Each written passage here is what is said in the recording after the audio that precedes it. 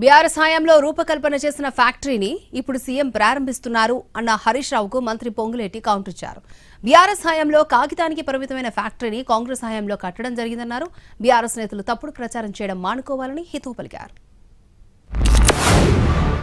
ఆ టెక్నాలజీని Malaysian technology వాడాలని, జీరో లిక్విడ్ డిశ్చార్జ్ ఉండాలని, దానికి అవసరమయ్యే విద్యుత్తు దాని వ్యర్థాల నుంచి ఆ ఫ్యాక్టరీలోనే విద్యుత్ ప్లాంట్ పెట్టాలని, అదేవిధంగా రిఫైనరీ కూడా పెట్టాలని, ఇవన్నీతో కూడిన డిపిఆర్ ను ఆనాటి ప్రభుత్వం ఆమోదించింది. The best plant in the country అంటే ఎంతో ముందు చూపుతోని ఈ ఫ్యాక్టరీకి ఆ రోజుల్లో మేము రూపకల్పన చేశాం. అది ఈ రోజు మీరు ప్రారంభిస్తున్నారు. మా టైంలో కట్టిన ఫ్యాక్టరీ అంటారు.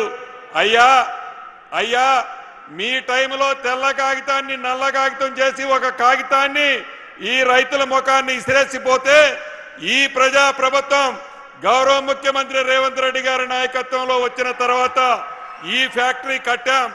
ఒక్కసారి మీ ముఖం అద్దంలో చూసుకో. ఇంకా ఒంటి నిండా విషాన్ని నింపుకొని ఇంకా తప్పుడు ప్రచారం చేయడం మానుకోవాలని సూచిస్తూ మరొక్కసారి రాష్ట్రంలో ఉన్న రైతులతో పాటు ఈ కార్యక్రమంలో పాల్పంచుకుంటున్న ప్రతి రైతన్నకి శుభాకాంక్షలు తెలుపుతూ